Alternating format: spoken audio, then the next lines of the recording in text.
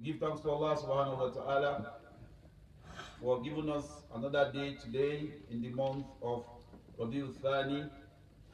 We give thanks to Him for making us to witness another Jumua, the best day on the surface of the earth. We praise Allah subhanahu wa ta'ala as it was to be prayed. We give thanks to Him subhanahu wa ta'ala for guiding us in the path of Islam. We testify that there is no God worthy of worship or praise except Allah subhanahu wa ta'ala, and Muhammad sallallahu alaihi wasallam is the messenger of Allah.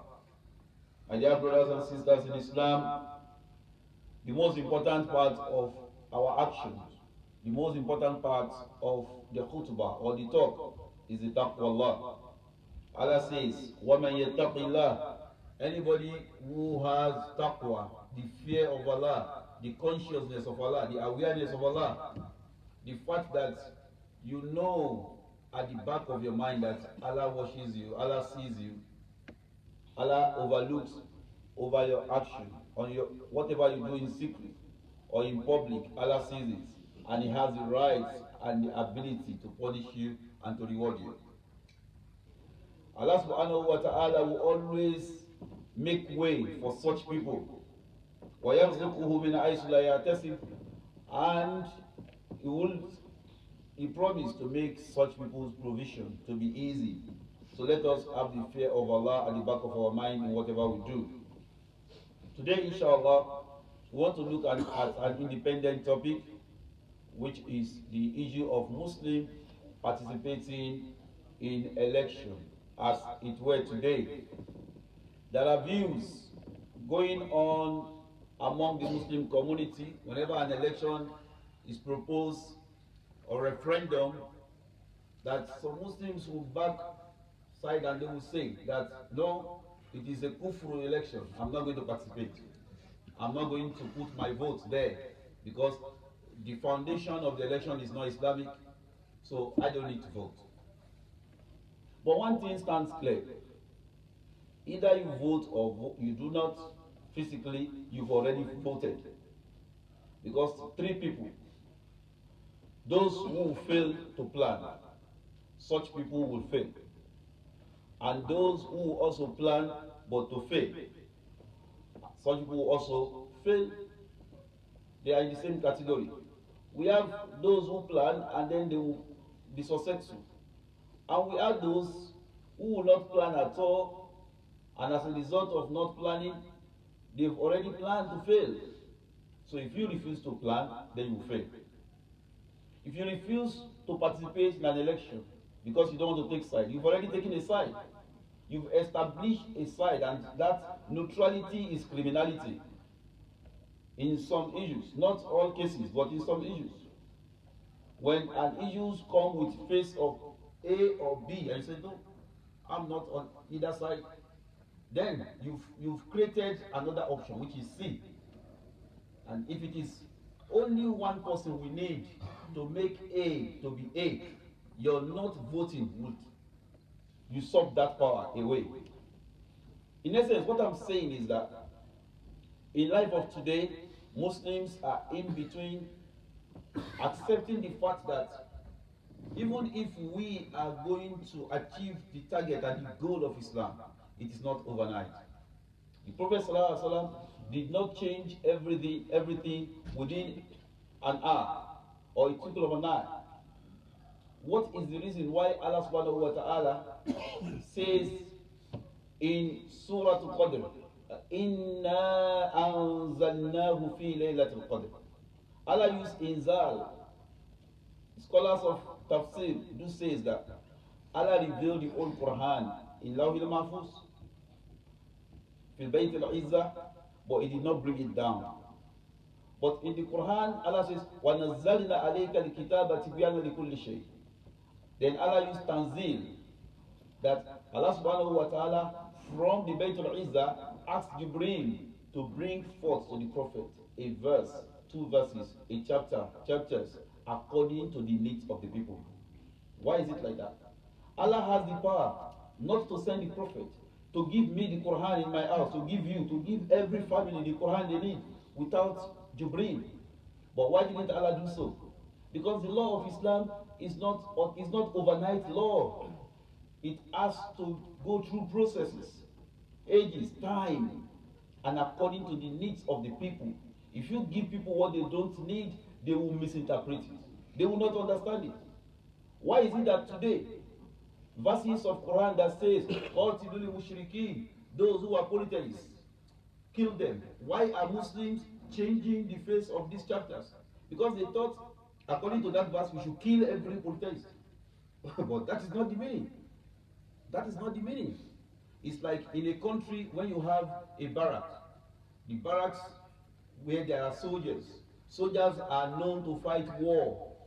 Does it mean that whenever we see soldiers, they are going to war? No. Does it mean that that country is in war? No. But the country will prepare for in case if there is war. It is the job of the soldiers. That's why we have barracks. The same thing in the Quran. So if Allah says something, that doesn't mean immediately you read it, oh, then Allah says we should kill, then you start killing everybody. No, that is not the meaning. When that verse was revealed, at that time, there was need for it, for the Muslims. And they've already been prepared for such action. And in most cases, those actions were defensive. They were not offensive. My brothers and sisters in Islam, there are three things or three situations the Muslims find themselves. We find ourselves in so-called Muslim country that also, according to its law, will say Islamic Republic. Islamic Republic. We want to establish Islam. Yes, that is very clear. If we find ourselves in such situation, we can say, okay, let us put everything according to the Sharia of Allah. We have the Shura. We appoint those who appoint those who appoint those who will be take care of the election. Muslims don't have much problem in such countries where we have Muslims having the rule of Sharia as their constitution. The second group are the group that find themselves, they are Muslims, but they find themselves in a country that is overwhelming majority are Muslim, but they couldn't say, according to the constitution, that they are Islamic Republic. We have countries like that. Majority of them are Muslim, but they cannot say that our law is Quran and then the Sunnah. They cannot say that. Muslims have problem in such country because it is not stipulated. So they have to follow the modern method of election. And we have some Muslims that will say, no, I will never participate because it is not the Sharia. This is the Sharia. We don't have to participate. And the third group or situation the Muslims find themselves are countries like we find ourselves in Europe, in most Asia, in Africa, where the people are not majority Muslims, and they do not profess that they want to practice the Sharia. They want to practice democracy, and in such situations there are Muslims also living in that country with huge amount of problem and confusion. That is where our bulk of problem is. And you find Muslims today, they will tell you they will never participate.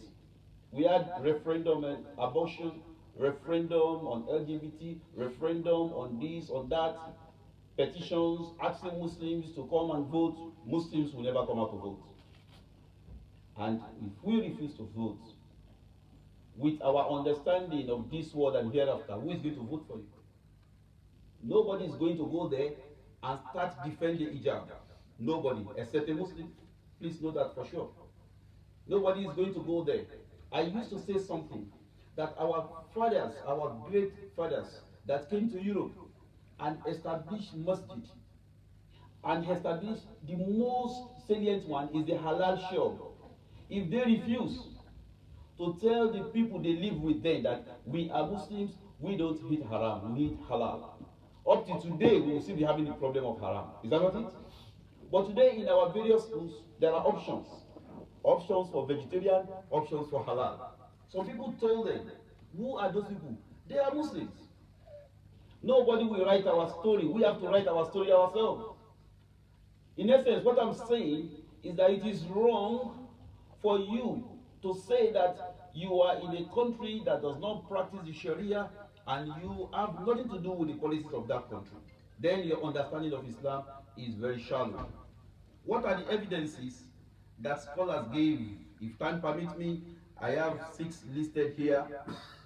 The first evidence is the evidence of Prophet Yusuf alayhi salatu wasalam.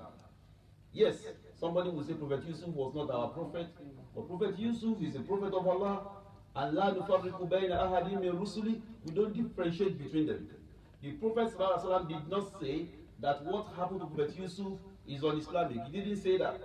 Prophet Yusuf suggested to the king of Misra, he says, Ij'alini ala khaza'in al-ard, fa inni afidun adim. When he saw the situation that the ministers that were working with the king, they were all kuffar, and many of them could not manage the agriculture, the economy very well. He suggested himself, he said, the king, if you don't mind, I can't hold on to the economy ministry because I am very good at that. If you put me in charge, I will be very good. I have 2 qualities. Hafidun, alimun. I am very knowledgeable about the economy and I am a trustworthy person. So if you are a Muslim, you are trustworthy. You kept silent, you said no. Then you allow somebody who does not believe in hereafter to be there. Why must you talk? You must not talk if anything happens. So if you cannot take away all evils, if it is just a very small of it you take away, Allah will reward you for that. And you're taking that position is like taking away part of the evil. Whatever you cannot take all, you don't leave everything. Just take the little you can take. Allah will never ask you, why didn't you take everything? But Allah will ask you, what is your contribution in limiting the problem? Please get that clear. That's what Allah is going to ask you. And your contribution can never come except you are in a position where decisions are made. And you can never be in that position if you say, I am not concerned. Our children, either we like it or not, their future in this country and in any country is on the sale. If we like it or not, people are deciding for the future of our children. People are deciding for the future of our wives. People are deciding for the future of ourselves, of our hereafter. The policies of government affect yours. The way if today they said we don't want to have any religious center anymore, we cannot come here. There is nothing we can do. So my brothers and sisters in Islam, our understanding of Islam must step up and realize that we find ourselves in a country where the bulk of work lies with me and you can never escape it. You can't get it by sitting down together on ourselves. We have to get it by mixing with those who decide our fate and let them understand the right from the wrong. They can never understand until we let them see it, and they will never see it if we don't mix with them to show them the truth. So Prophet Yusuf did that, and he was given that finance ministry. He did it excellently than any other person, and he did that to the extent that he also became a king. That is our job. Many of our brothers today, they went into politics and then they vanished because the intention when they were going is different. That is not what I'm talking of. I'm talking of a deliberate intention of establishing the truth, a deliberate intention of limiting the evil, a deliberate intention of making sure righteousness override evil. That is the most important intention that we should have. The second evidence is the case of Najashi, the king of Abyssinia. When the Prophet ﷺ was alive, he became a Muslim. The Prophet ﷺ did not tell him, now that you are a Muslim, you have to renounce your position because you are a kafir when you are a king. He didn't tell him that. He died as a king and as Muslim. He was able to do whatever he can do. And then Allah subhanahu wa ta'ala accepted him as an inmate of paradise. The Prophet ﷺ did not even tell him, leave Abyssinia, come to Medina. No, he died in Abyssinia. That's why when he died in Abyssinia, the Prophet ﷺ performed Salatul Ghaib on him. The Prophet ﷺ was in Medina and he performed Salatul Janazah on him, which is known as Salatul Ghaib. That is to tell us that whenever we find ourselves, even if you are the only one, some brothers will say, my hands are tight. Why? He said, I'm the only one. That is why Allah puts you there. If you are the only one, that's why you are there. Your job there is not, if you cannot beat them, join them. Your job is to tell them about Islam. The third evidence we have for that is that if we refuse to participate, things will not change.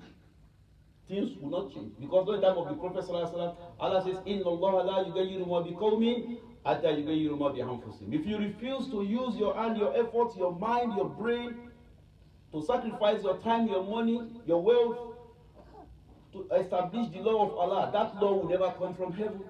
The Prophet ﷺ did not establish Sharia with sword. He established Sharia with effort. He established Sharia with mixing and mingling with those who don't know, and he taught them the right thing. And he stood by the right thing. وَأَنْ لَوْ اسْتَقَامُوا عَلَى الطَّرِيقَةِ لَأَسْقَيْنَاهُمْ مَاءً غَدَقًا.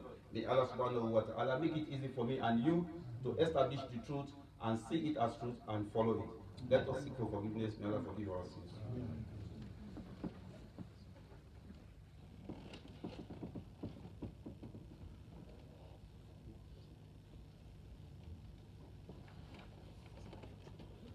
Alhamdulillah, wassalatu wassalamu ala rasulullah wa ala alihi wa mawala wa la aqibatu lil muttaqin wa la udwana illa ala adh-dhalimin inna Allah la yudhi'u ajra al-muhsinin.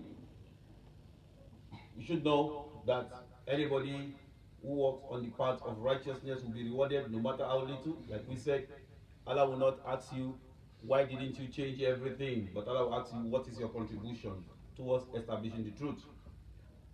We should know that anybody who perpetrates evil will also be punished. Nobody will be left without queries or accountability in the sight of Allah.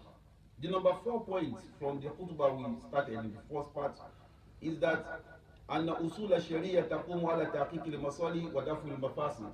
The foundation of Sharia is not to cut hand, it's not to kill, it's not to stone to death like some people say. The foundation of Sharia is to establish the right thing and then to limit evil, if not to eradicate it totally. That is the foundation of Sharia. Every teachings of Islam is based on those two principles. The principles of establishing the righteousness and the principles of eradicating or limiting evil. That is the target and the goal of Sharia. So, if you are not in a position of legislature, how will you be able to do that? You cannot. It is not possible for you to do until when you are where people decide, then you will be able to establish the truth. The fifth one is that when you are in position where people decide, it adds to the power and the strength of Islam and Muslims. قالوا يا شعيب ما نفقه كثيرا مما تقول وإنا لنراك فينا ضعيفا. That's what they told Shuaib when he came with Islam. He was the only one, nobody else. Because he was not among those who decide the fate of the people. They told him, he said, you are weak, you don't have power. If we want to kill you, we will kill you today. So you better be careful. And when you look at the life of the Prophet ﷺ, by the time he became a prophet, it was the presence of Abu Talib, who was an uncle to the Prophet, that protected the Prophet till the time he was protected. The same thing with the presence of Khadija, the wife. Nobody among the women dare face him because of the position of the wife. So the position of Muslims, wherever they are, add to the strength of Muslims if those Muslims act according to the will of Allah and the will of the Sharia. May Allah subhanahu wa ta'ala establish the truth as truth all over the world, and then also take away evil and let us see it as evil. اللهم أعز الإسلام والمسلمين وأذل الشرك والمشركين ودمر أعداء الدين وانصر عبادك الموحدين وصل اللهم على محمد وعلى آله وصحبه وسلم. أقيموا الصلاة.